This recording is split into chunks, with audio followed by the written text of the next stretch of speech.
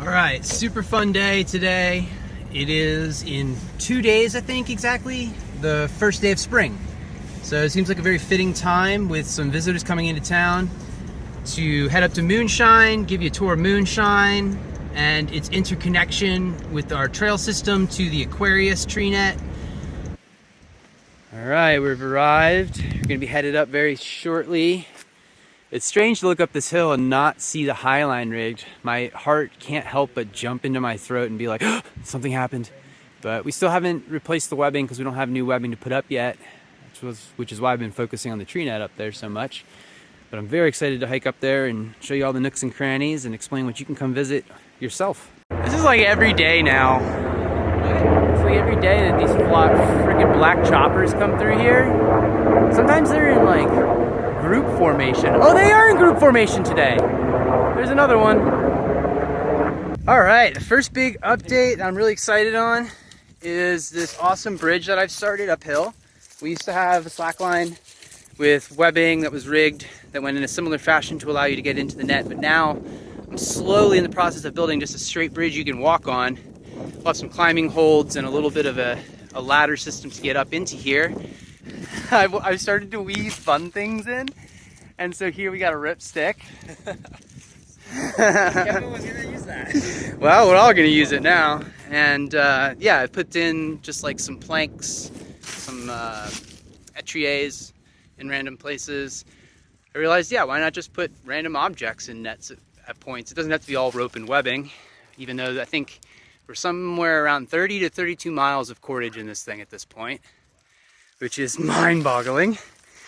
But yeah, I'm gonna get my harness on and slowly get up in there in a safe way, because it's gotten to a point now where you can forget you're 100 feet up, and being harnessed in is imperative.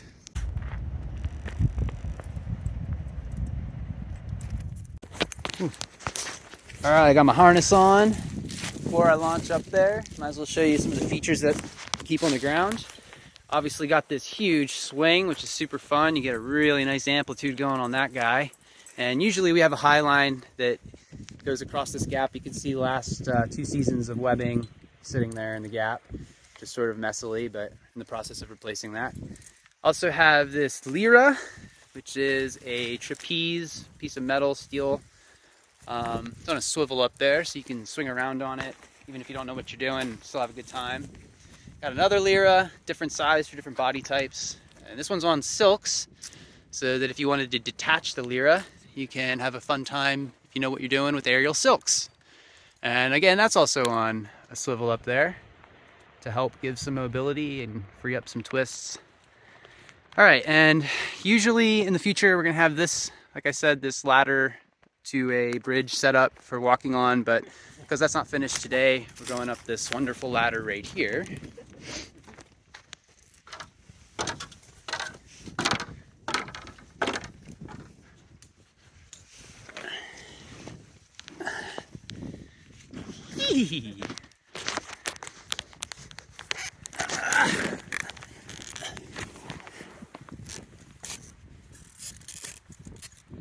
All right.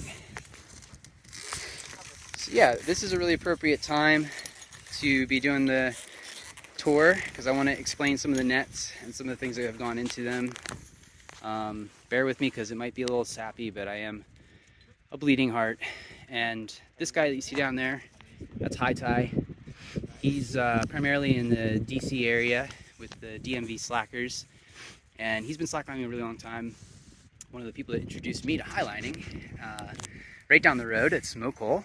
And so yeah, this net that is the first entryway into Moonshine is named after him. It's the High Tie First Ascent net.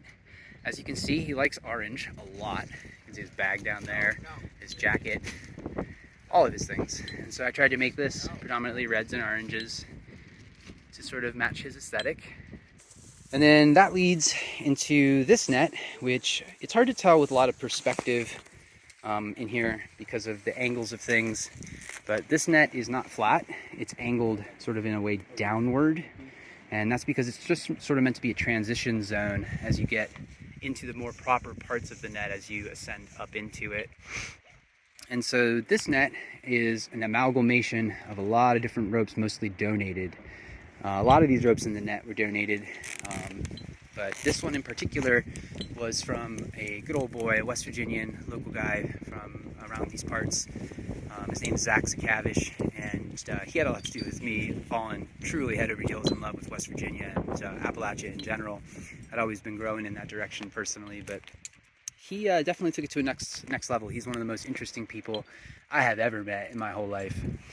And so yeah, this net's dedicated to him, and a lot of unique things have gone into this one in particular. Like there's a few 100 meters of paracord Kevin's and his mom braided, and then we wove into the net. It's starting to break down a little bit over time, but I think it adds some really nice, what do they call it, patina to the net.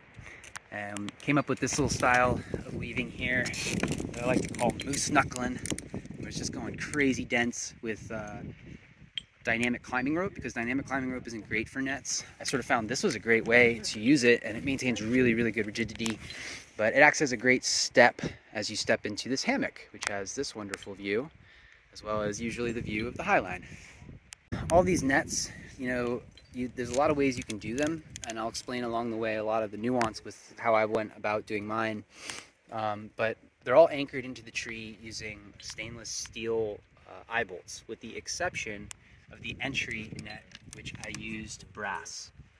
That was an artistic choice. But ultimately, I think that this has really proven over the past almost 4 years now how great it is on the tree, and how the tree is okay with it, and how even if we put great loads on these bolts, there's so many of them with interconnections to create redundancy. It truly doesn't really matter. We've had like 50 or so people at one time in this tree, and this thing's holding strong. As the tree grows, these nets sort of remain taut and support the limbs in a really unique way as well. So this is the Zach Zakavish Hippie Billy Fish Stuff net, and underneath here usually I have a hammock, but I haven't put it back yet. Still trying to figure out a few ways of doing things. I'm probably going to install some eye bolts to this hammock, and those are what the climbing holds are for, so you can come around this little partition and then climb down into the hammock through that little portal there. Next net is a little bit of a personal net for me, because it's black and yellow, which can really only tell you one thing. It interconnects and sort of feeds into this next vertical net, which is a wall with this huge bridge-like step. So this whole installation over here I call the Steel City Slacker net, and it has a lot to do with, you know, where I spent a lot of time becoming a slackliner, becoming a highliner, and just living for 10 years.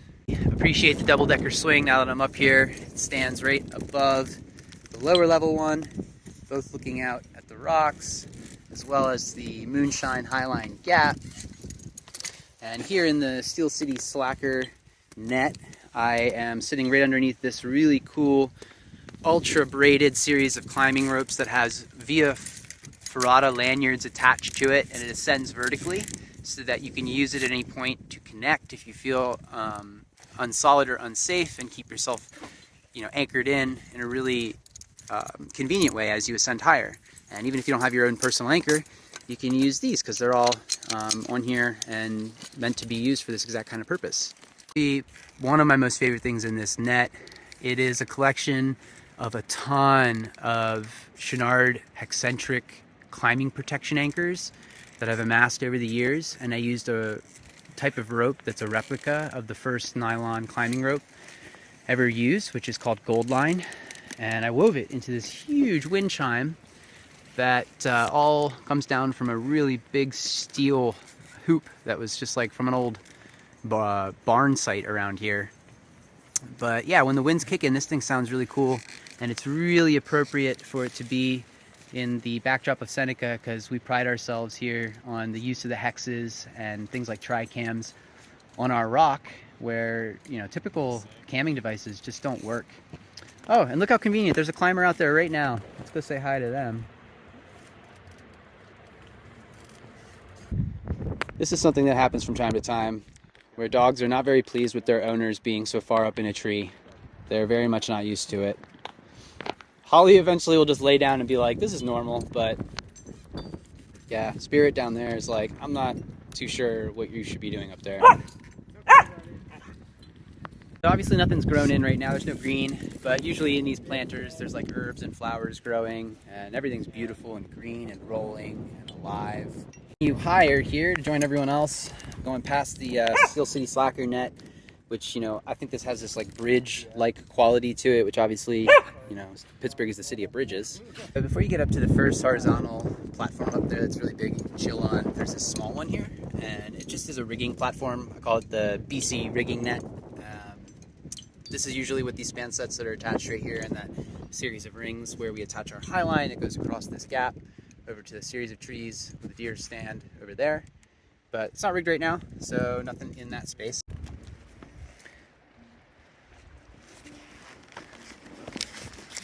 Got a bunch of stuff over here that I'm still in the process of getting set up and I gotta get in. Got another hammock that sort of sits right here with its own dedicated leash.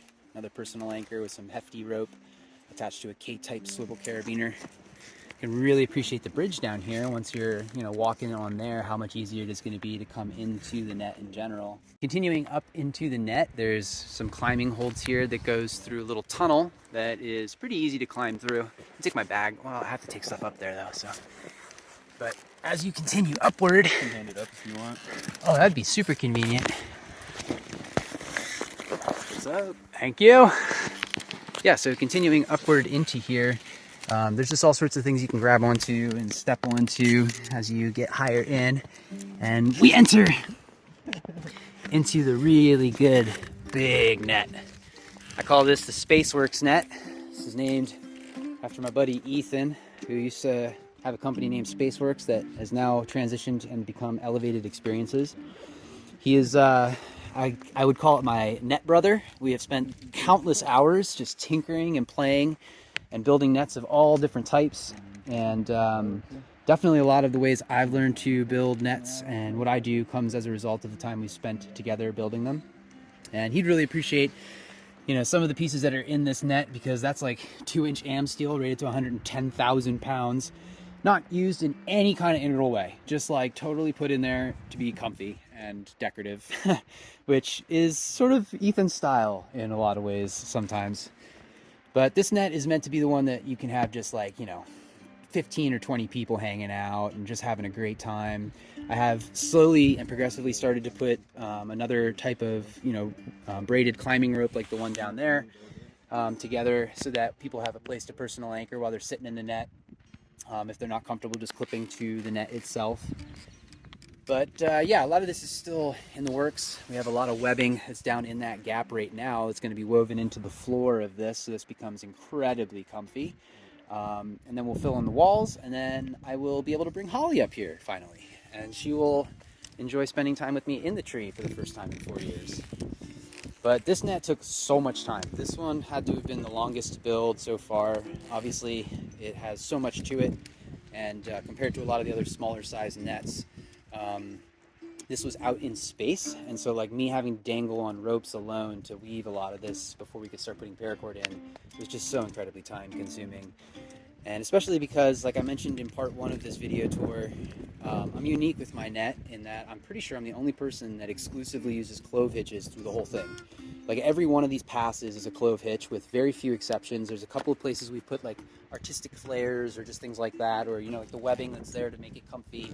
But structurally, 99.9% of this thing is passing miles and miles of cord every day through clove hitches to make this whole monstrosity. And what's cool is as things grow or we want to change them or adapt, I can do that on the fly. All of this is independently connected, so I can just cut things out and add to them and make it creation that, I don't know, changes over the years.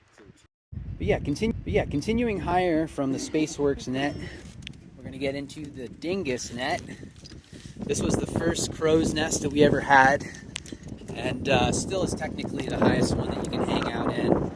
It's pretty freaking comfy and pretty scenic up here. And this one, basically Marshall was the primary person that wove the vast majority of this. Kevin helped him a little bit, so 2 Dinguses equals 1 net, I guess. And it's also sort of appropriate because this has a type of webbing in it called Nova, which was one of the biggest Dingus moves I think I've ever had in purchasing webbing. Was super excited for it, and it turned out to be super unsafe for highlining. So I got like a voucher that they paid me for just retiring the highline webbing so that I could buy new webbing, and now that webbing has become this. But this one's a very artistic net. There's flares in it if you're really looking close that were sort of unique, like daisy chain anchors into parts of the structure, and we're gonna hopefully fill in all the walls this year up here with webbing as well. Yeah, and then I think the only other stuff that I have come in to put into here this season are a tensile, which usually sits in this open space right here. Tensiles are three-sided, prefabricated space nets that are modular. They're not safe for highlines, so when I put this one up here, I actually have a sign that says 2 people only at any given time, and I have a dedicated personal anchor system that goes through there for the people to be anchored in, just in case. But the tensiles, oh, it's right here, are basically these like mesh products that have essentially ratchet straps sewn into them, and then at the end, just sewn ends that aren't really even bar tack sewn ends, they're box tacked. So you can tell that they're not really meant for something like, you know, up on a high line or what, 100 feet down to the ground. So yeah, this isn't something that, you know, I would leave permanently out here for more than a few months. I'm going to replace these every so often when I use them.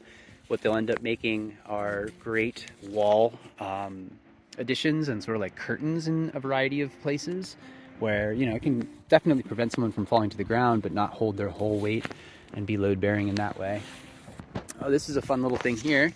This is from the very first season of Moonshine, one of the original pieces of webbing that's going to get woven into that crow's nest up there.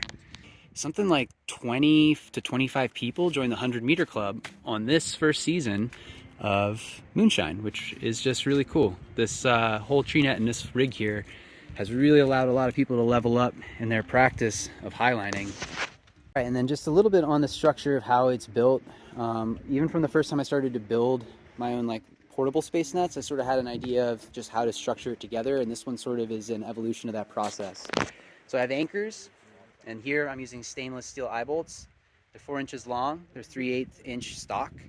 They go through a cycle where I take them and boil them before I drill them in, and then I use mostly 5/8 inch HTP sterling rope, which is meant for like long-term installation uses for my perimeter. And you can see that's pretty much exclusive everywhere. It might be different colors or different versions, but yeah, every net that has a border is going to be using the sterling HTP 5/8. It's just awesome. It holds up well in the weather. It is really super low stretch. It's super bomber. Anyone can tell that when they look at that, that is something they can clip their personal anchor to, and they'll be safe. And then from that, I put some kind of infrastructure, and that'll be something that's also a pretty hefty, low stretch rope, whether it's old, you know, rappel ropes or highline anchor static ropes, or even just like little bits of static webbing. And that all sort of helps to pull tension in a unique way so that my perimeters stay flexed outward as much as possible, and also starts to fill in the gap so that I can then come in with the paracord and pull everything to its final place and its final tension. And then usually we'll come in and do flares from that point. We'll do, whether it's artistic flares, whether it's we're just making things more comfy, whether we're putting webbing into places, whether we're just adding backrests. All those things come at the end after we have an actual structure to be in. This is a really cool one that High Tie's occupying right now. I call that the angel's wings. So I just wanted to touch on some of my construction tactics a little bit in terms of perimeter, infrastructure, and then all of the other connections.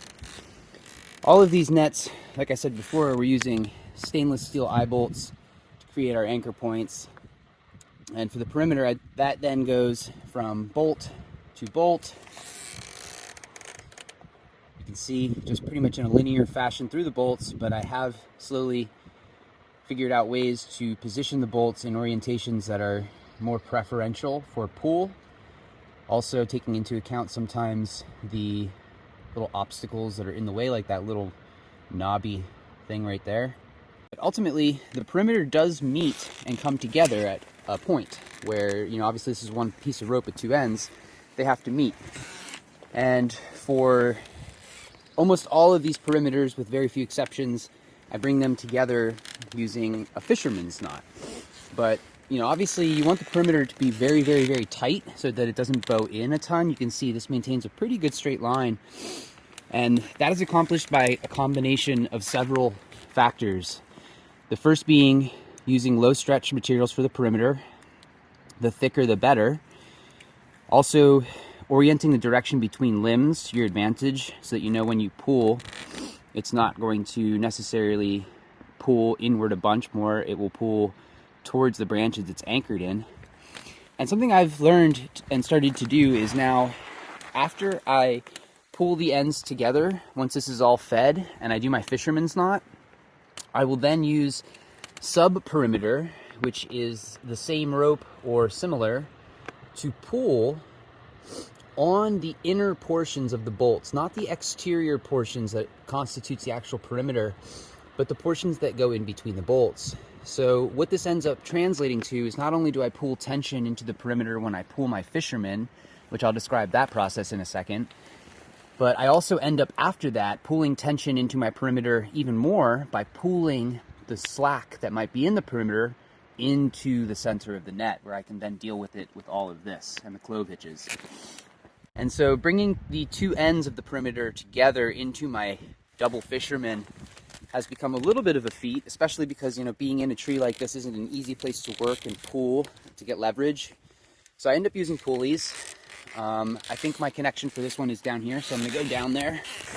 Oh no, this isn't where that happens. These are just 3 clove hitches that look like a fisherman's from a distance. So I'll keep looking for it. It's somewhere around here. Maybe I'll find another one in another net. It's hard to find once you see a bunch of knots. Well, here's a good example. So this is some of the sub-infrastructure. And so when I pulled this tight at the end of the day to try to get as much slack into the tails as opposed to into the system itself, what I do is I attach a prusik around this end and a prusik around the other tail, which is somewhere in this mess, but a prusik on this side and a prusik on this side. And then I take my pulleys and I attach them somewhere back that is here, that is really in line with this direction of pull here. And I take one hand and I gently start to pull the pulleys a little bit to add tension. And as that's happening, I use this hand over here to spin in this direction all of the slack as it feeds through the spiral of the fisherman. And what that does is it seats the knot in a really taut way against this one. And I do that in stages. I'll do this left side, snap it off, move it over here, and do that until they're backed up on each other in a really good way. And then I'll attach this side with a very simple block and tackle with just paracord. And I'll attach this side with my pulleys. And then sitting here with both hands, I'll pull together into this direction here, and that will pull the ends of the knot outward as the knot cinches down finally. And then at that point, it's hard as a rock. Like, that thing is not budging. It's gonna be very difficult to get out. Sometimes for big diameter ropes, especially some of the HTP, if it's been older and it's really stiff, or even thinner diameter ropes when we go to bring them together with the fishermen's, sometimes I'll even wet it. I'll drizzle some water from my water bottle on there so that I can really get it tight, and when it dries out, it cinches even more. And then, of course, if you do this in a proper way where you're anticipating the knot being as close to the tree as possible, the natural growth of the tree as it adds tension into these limbs will also, you just maintain this knot to be super taut and not allow any backward creep to happen as you build the rest of this, because it's really ambitious to think that you can build all of this in a very short amount of time.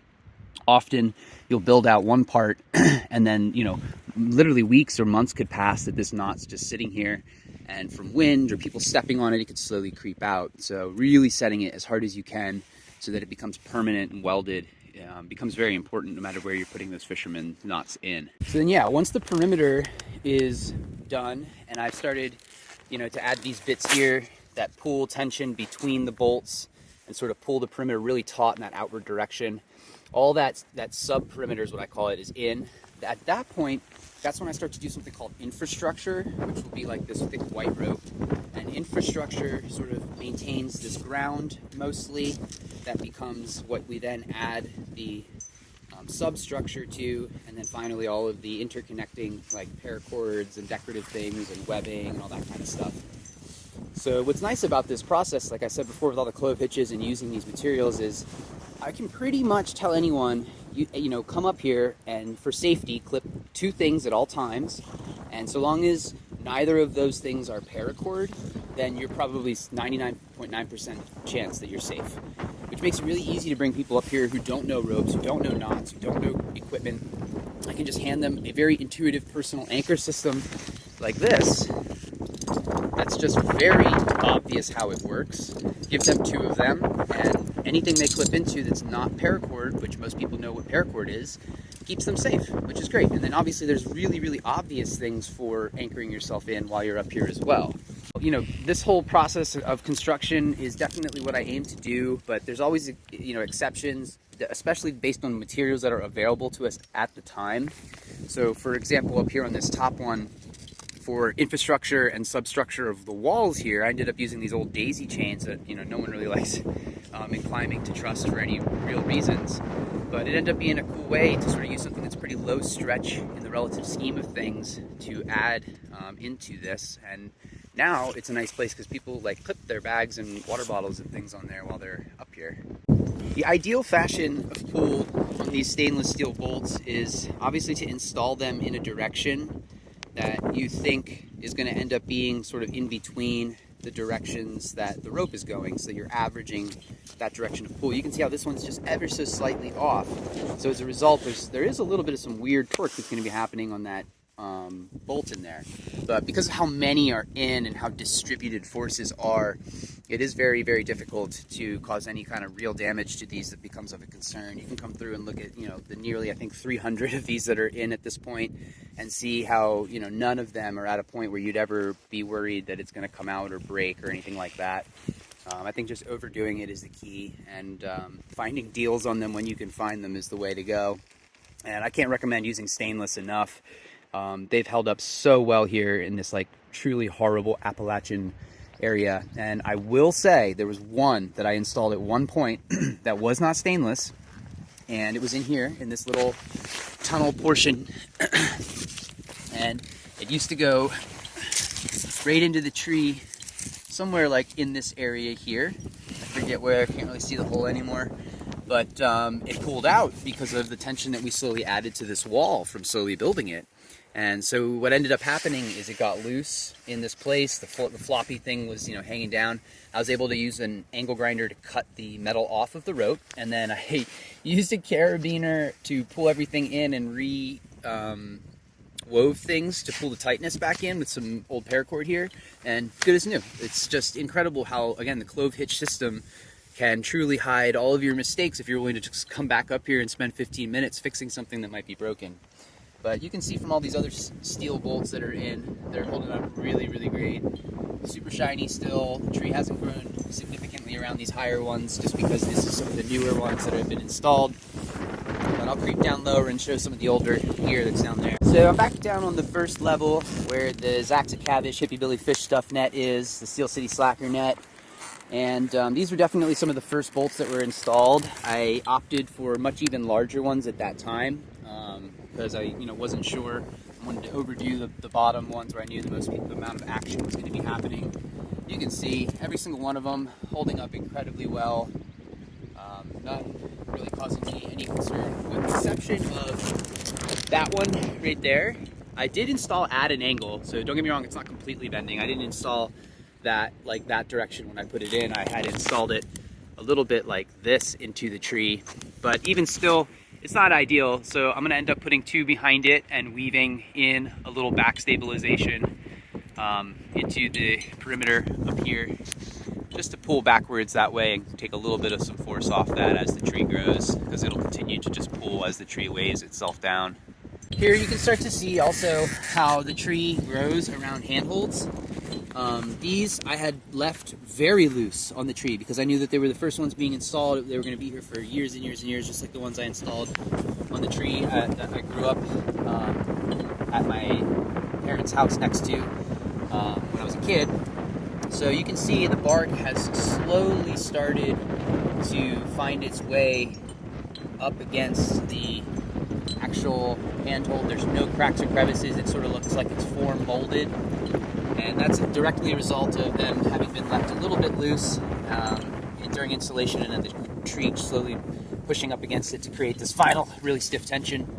So that's sort of the logic behind the ones that are up there that go through the notch, that are a little bit loose currently and have washers on it, hoping over time, especially because they're basically just steps and not actual handholds, that the tree will just do its job to secure them in place. There are some examples of how to do perimeter differently, just because in some places around the tree I saw a way to do something and be very efficient with the rope without creating full circles of perimeter, and then that way I wouldn't have to tie fishermen's and do the whole pulley business. So for nets like this, where I know people aren't hanging out, it's just a temporary step, I need it to still be secure. What I would do is run the perimeter line in a straight linear fashion, end to end, and terminating with a stopper knot, which then is just, this is just tail that's just tucked off here. There's no like actual functional purpose to this, but yeah, but the fisherman just stops up against this, and that one's growing a ton over. It'll eat this whole thing up probably in no time, and at which point I'll have to put in a few new bolts and reinforce this and all that kind of stuff.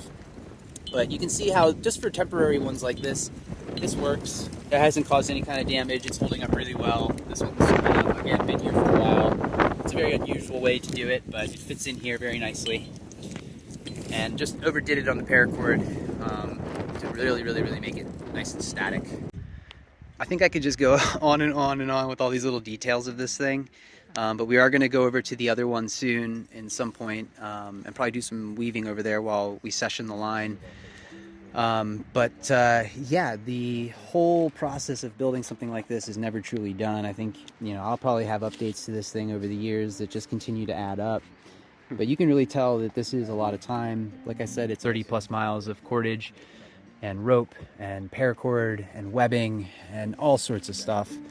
And I've been really fortunate just to have experience in climbing and slacklining for 20 some years to lead me to a place where people were willing to donate a lot of these things, or I had amassed them just, being a collector of things and not willing to throw things away. One of the final plans is, you can see over there on the very start to the bridge entrance, there's a blue trailblazer that continues on the trail system over to Aquarius. The hope is to have midlines and nets that connect all the way from here over to there. And you can see how we could just sort of like go in the treetops and make a whole little monkey paradise on this whole little side here. And everywhere would have a unique view of that. All right, well, that's basically Moonshine in a nutshell. I do hope it inspires you to consider doing something similar.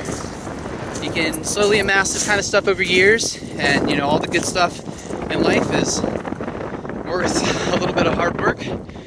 But yeah, even just in a tree in your backyard, you can make it for a really fun space and just slowly add things over time as you think about them.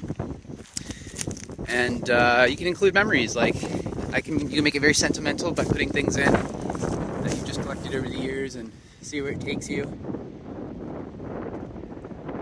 I feel like because it's a mess, no matter what, it always ends up looking sort of cool.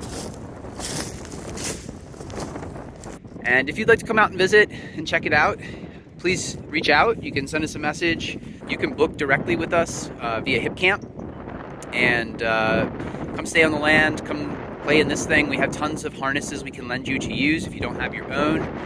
Send us a message if you have any questions, leave a comment, and we'll see you in the next video.